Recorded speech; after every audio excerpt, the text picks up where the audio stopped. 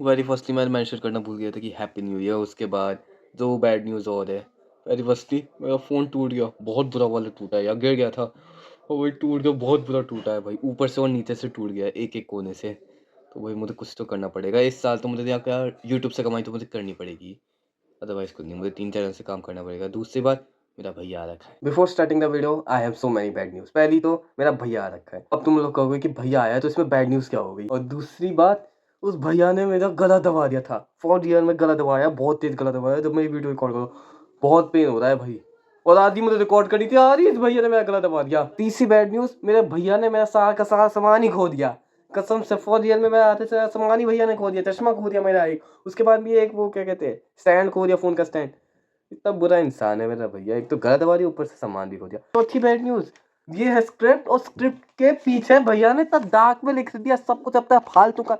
मतलब उसका काम था, उसने ऐसे चाहे 4 से 5 पेजेस भर दिए। पांचवी बैड न्यूज़ ये है कि भाई साला ये कंपटीशन में पार्ट रहा था, उसका पूरा नॉर्म्स ही बदल दिए, तो अब क्या करूँ।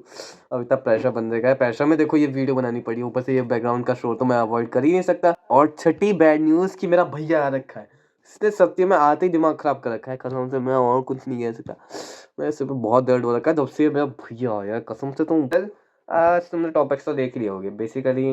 अब मैं तुम्हें कैसे बताऊँ बेसिकली मैं तुम्हें कैसे बताऊँ, एक्चुअल में जब मैंने पहली वीडियो डाली थी ना, तभी मैंने ये सारे टॉपिक्स बताए थे कि इन टॉपिक्स को कवर करूंगा। ये रखे और टॉपिक्स, ठीक है, इसमें शायद 2 टॉपिक्स ऐसे हो गए जो मैं ना बाद में डिस्कस करूंगा, लेकिन आज मैं 2 टॉपिक्स डिस्कस करने वाला हूँ। इसमें पहला टॉपिक है हमारे कैरेक्टर्स के बारे में, कि हमारे कौन कौन से कैरेक्टर्स है।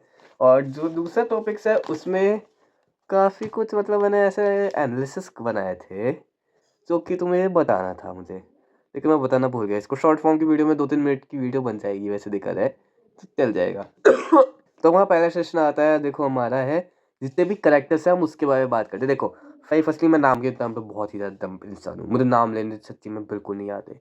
एक्चुअल में मैं एक नंबर का गधा इंसान हूँ in terms of naming whatsoever. तो हमारे सबसे पहले कैरेक्टर का नाम, पहले फर्स्टली ये सारे के सारे कैरेक्टर्स के कई नाम जो है फॉरेन से हैं, और 2 कैरेक्टर ऐसे जिनका मैंने सोचा था कि काश होता है, लेकिन ज़िंदगी में ना हो पाएगा, ऐसी सिचुएशन है। तो हमारे सबसे पहले कैरेक्टर का नाम है बेन कार्टर, क्योंकि मैंने सोचा था एक फॉरेन कैरेक्टर होगा। एक्चुअल में ये कैरेक्टर अमीर इंसान है अभी के लिए, अभी की सिचुएशन में। तो मैं इसकी बताऊँ, इसकी पावर ये है कि कोई सी भी एनर्जी को ये ना एब्जॉर्ब करके एक सर्टिफाइड एनर्जी में पास आउट कर सकता है। वो एनर्जी काफ़ी स्ट्रॉन्ग एंड सेलेस्टियल टाइप है। लॉन्ग साइड विद इट, ये काफ़ी ज़्यादा अमीर इंसान है, तो ये उस एनर्जी का भी काफ़ी अच्छे से यूज़ करता है। बेसिकली हमारे यूनिवर्स का एक आयरन मैन टाइप सा हो गया। मैं सोचता हूँ इस कैरेक्टर को थोड़ा सा चेंज करूंगा और फर्दर में, लेकिन इसकी बेटी को तो चलो मैं पक्का लेके ही आऊंगा। जो दूसरा और तीसरा कैरेक्टर है उसको तो हम सब लोग जानते ही है, शक्तिमान और भाभी जोशी। मैं सोचा था कि कभी जिंदगी में अगर इनको कॉपीराइट बहुत बहुत महंगे आते, नहीं हो सोनी के सामने बिक जाऊंगा भाई, मैं नहीं कर पाऊंगा। उसके बाद ना देखो, जैसे कि मार्वल में ऐसा नहीं होता था कि कोई एक ऐसी कॉर्पोरेशन होती है, जैसे कि शील्ड हो गया। शील्ड होती है ना एक साइड कॉर्पोरेशन जो ये काम मैनेज करती है। एक टाइप से मतलब एक साइड कॉर्पोरेशन, मतलब एक ऐसी प्रोटेक्टिव ऑफ कॉर्पोरेशन जो ना मिलिट्री टाइप सी होती है, वैसे हम लोग एक मिलिट्री की कॉप रख सकते थे। इसका तो मैंने देखो सुपर कॉप नाम रखा था, लेकिन पता से ये नाम तो ऐसे किसी ने रखा है। नेम चेंज करूंगा, सुपर सोल्जर भी कर सकते हैं देखा जाए तो। इस पे 2 कैरेक्टर है, चार्ल्स एंड चैपर। ये एक्चुअल में अभी करंट जनरेशन, जैसे मान लो एक पास्ट जनरेशन होती है, एक करंट होगी और एक फ्यूचर। करंट में आते हैं चार्ल्स एंड चैपर। ये कॉर्पोरेशन को मैंने अभी और इम्प्रूव करा है। एक्चुअल में ये सोल्जर की टीम सिर्फ दिन में काम नहीं करेगी, जो जितने भी प्लैनेट्स हैं उन सबको ये मॉडरेट करेगी, ये वाली जो कॉर्पोरेशन होगी। मैं कॉर्पोरेशन ज़्यादा वर्ड बोलता हूँ। अगला जो हमारा करेक्टर आता है वो आती है एनेट बर्किन। एक्चुअली में she is the wife of Ben Carter in future, और इसको मेरा पावर वूमन बनाना चाहता था, लेकिन मुझे नहीं लगता कि मुझे बनाना चाहिए। तुम्हें क्या लगता है? बना सकता हूँ, इसकी भी पावर बिल्कुल वैसी ही होगी, लेकिन आई थिंक नहीं वन करना चाहिए, क्योंकि मैंने अब हटा दी इसकी power. I don't know it is the best step और नॉट। इसके बाद जो नेक्स्ट 2 कैरेक्टर आते हैं वो they are the strongest in the universe, मैंने ऐसा कंसिडर करा था। Michael and Juliet, they are father and daughter. Basically they can adapt anything. Juliet जो है वो भाई एक्चुअल में सब कुछ ही अडेप्ट कर सकती है, उसको कई सारे ऐसे सीन दिखाए जाएंगे, उसे काफ़ी ज़्यादा ना सोसाइटी में दिखाया जाएगा। एक्चुअल में इसका मैंने सोचा है, शी इज द स्ट्रॉन्गेस्ट, मतलब इतनी भी स्ट्रॉन्ग नहीं है अपने फादर जितनी, लेकिन स्ट्रॉन्गेस्ट तो बहुत है। ठीक है, अगर आइज वाली पावर है भाई अडेप्ट कर लेगी इजली। और रीजनरेशन भाई पूछो मत, तुमने इसको पूरा काट दिया, कटी ही नहीं, वो जिंदा ही है, वैसे ही है, ये मर नहीं सकते, दे आर इमॉर्टल्स। इनका नाम 18 क्यों पड़ा है जूलियट का? स्पेशली जूलियट का नाम 18 इसलिए पड़ा है क्योंकि उसको उसके प्लैनेट्स पे 18 साल हुए।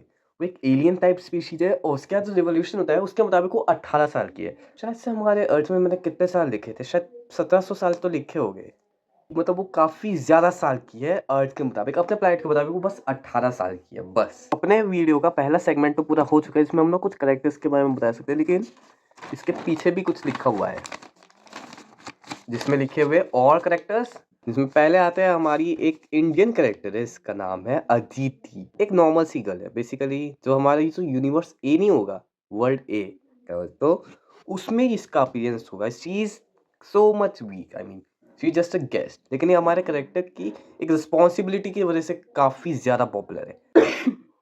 इस मेन कैरेक्टर की वजह से ही कहीं ना कहीं इसकी माँ मर चुकी है इसके सामने, और वही उसकी सब कुछ थी। उसके बाद आती है रीरी। रीरी बेसिकली अपने मेन प्रोटैगनिस्ट की होने वाली वाइफ है। She has a power to teleport anywhere, but there is a guideline. Basically उसकी 2 आइज है, उन 2 आइज को एक तरीके से फॉलो करना होता है। फॉर एग्जाम्पल, अगर मैंने ये आइस बंद कर रखी, तो इस आइस के थ्रू मैं एक रूट बनाऊंगा कि कहाँ से होते हुए जाना है मुझे। फॉर एग्जाम्पल, इस तरीके से होते हुए अगर मुझे जाना है तो मुझे यहाँ पे भी रुकना है, तो वहाँ पे एक पॉइंट हो गया और यहाँ पे एक पॉइंट हो गया। फिर उसके बाद जैसे ही मैं ये आइस खोलूंगा, सीधा मैं इस पॉइंट पे टेलीपोर्ट हो जाऊंगा। उसके बाद ना मैं चाहूँ दोबारा से ब्लिंक करूंगा, फिर इस पॉइंट पे टेलीपोर्ट हो जाऊंगा। ऐसी ही उसकी टेलीपोर्टेशन पावर वर्क करती है। क्या होगा अगर आइस चली जाए? कुछ नहीं, सब खत्म। उसके बाद आती है सूजन, मेन प्रोटैगनिस्ट की होने वाली वाइफ की बहन है, जो कि उससे 12 साल छोटी है। काफी ज्यादा एज गैप नहीं हो गया, मतलब 24 साल की होगी तो वो 12 साल की ही। एज गैप बहुत बड़ा है, मैं कुछ नहीं कह सकता। उसके बाद आता है अपना मेन प्रोटैगनिस्ट, जिसकी मैं नाम ही नहीं रखा इसका, लेकिन इसकी सारी पावर्स के बारे में मुझे पता है। एक्चुअल में रेज मोड के बारे में मैंने इस वीडियो में बताया था, आज मैं इसे और फिनिश कर दूं।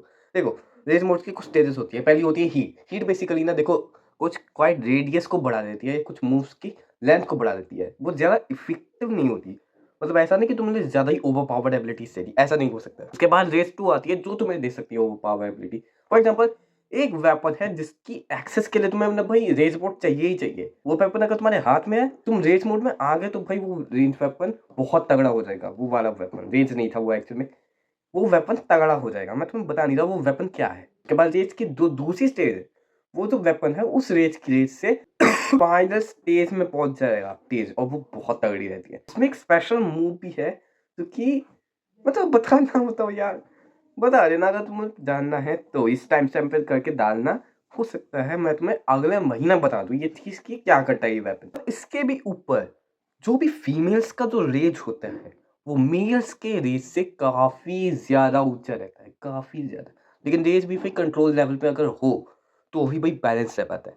नहीं तो भाई कोई भी ओवर पावर्ड हो जाएगा, और भाई कुछ भी कर लेगा, कुछ भी इननेक्ट।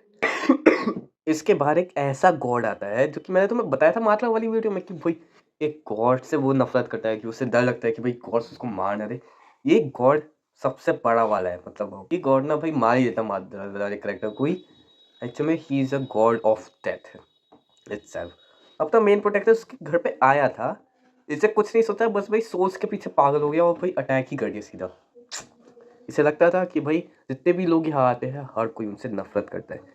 इवन इसने दूसरे गॉड को भी मैनिपुलेट कर रखा है बहुत ज्यादा। एक गॉड को तो चलो वो खुद एक्सेप्ट कर लिया कि हाँ, गॉड को उसने मैनिपुलेट तो कर ही दिया था बहुत अच्छे से, लेकिन दूसरे तो हो रहा था, वो समझ ही रहा था कि भाई लोगों को भरोसा करना मुश्किल ही है। लेकिन हाँ, अपने मेन प्रोग्राम ने एक गॉड को संभाल लिया।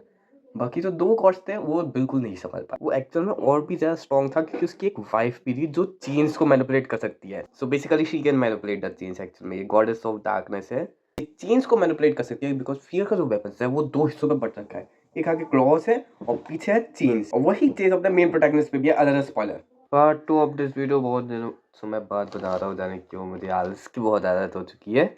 इसमें देखो, इस वाले में ना मैंने कुछ ऐसी चीज़ें लिखी थी जो कि ज़रा खासे पढ़ना पड़ेगा मुझे। वैसे तो गाइस ये बेकार ही है पूरा का पूरा, यहाँ पे तो पेज लिखा हुआ है। एक्चुअल में मैंने यार रियल पॉसिबिलिटीज़ का रखा था कि भाई 1000 यूनिवर्स में से कोई एक यूनिवर्स ऐसा होता है जो काफ़ी रेयर होता है, उसके मुताबिक वर्ड बनती है। अब ये हट चुका है बिल्कुल। पीछे वाले में देखो जूलियट के ऊपर लिखा है, जो मैंने बताया था ना करेक्टर, ये टाइप से लिखा हुआ है। वो स्ट्रॉन्गेस्ट करेक्टर को मैंने कहा था ना, क्या वो अपने मेन प्रोटैगनिस्ट से ज़्यादा स्ट्रॉन्ग है? मेन प्रोटैगनिस्ट के बहुत सारे फॉर्म्स है, फॉर एग्जांपल रेज मोड हो गया, इस करेक्टर उसका भी एक और नया फॉर्म है, मैंने तुम्हें नहीं बताया, जो कि मैं तुम्हें अभी नहीं बताऊंगा। एक्चुअली अकॉर्डिंग टू दिस भाई जूलियट एक्ट में स्ट्रॉन्ग है, तो उसके साथ केस भी हुए थे कि भाई उसको लड़ना पड़ा था अपने मेन प्रोटैगनिस्ट से। लेकिन no, she is not even strong. मैंने तो भाई एक पर्टिकुलर सीन सा सोचा तो था जिसमें भाई वो जूलियट को मतलब वो काट ही देगा, मतलब हाँ, उसको डैमेज तो पड़ेगा नहीं क्योंकि वो हील हो जाती है इज़िली। लेकिन she can't heal on that time, भाई बहुत बुरा काटा था। तो एट द एंड कि भाई जूलियट भले ही बहुत ड्यूरेबल हो, बहुत ही ज़्यादा स्ट्रेंथ हो, बहुत ही ज़्यादा वो चीज़ें टैप कर सकती हो, हैक्स भले ही हज़ारों ले सकती हो, लेकिन भाई अपना मेन प्रोटैगनिस्ट का जो विल पावर और उसकी जो खुद की विल स्ट्रेंथ और उसकी जो एबिलिटीज़ है, उसके सामने वो कुछ नहीं है। ऊपर से वो भले ही मेन प्रोटैगनिस्ट ह्यूमन हो, बट भाई वो बहुत स्ट्रॉन्ग है। जूलियट को काउंटर कर सकता है एक्सेप्ट फॉर मिकाएल, उसको वो काउंटर नहीं कर सकता। तो बस इन 2 पेपर्स में यही लिखा हुआ था, बाकी बची ये 2 पेपर में। इस पेपर में मैंने लिखा हुआ था कि भाई हम लोग ना विलेन्स के बारे में कुछ डिस्कस करेंगे, लेकिन वो मैंने बात कभी करी ही नहीं ज़िंदगी में।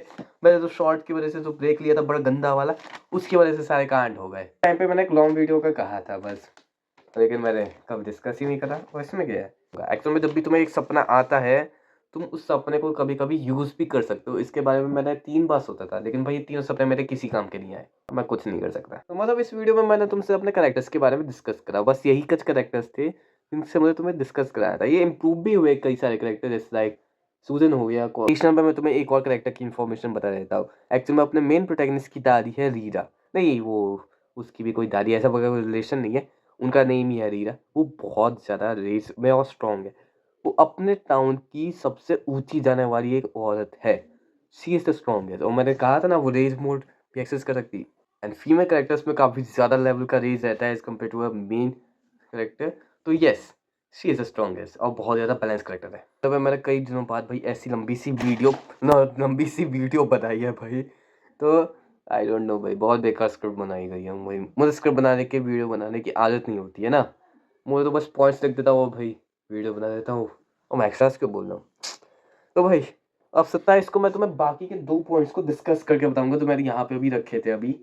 तो 27 तारीख को मिलते हैं। मैंने फिर से गलत स्क्रिप्ट बोल दी, वाह!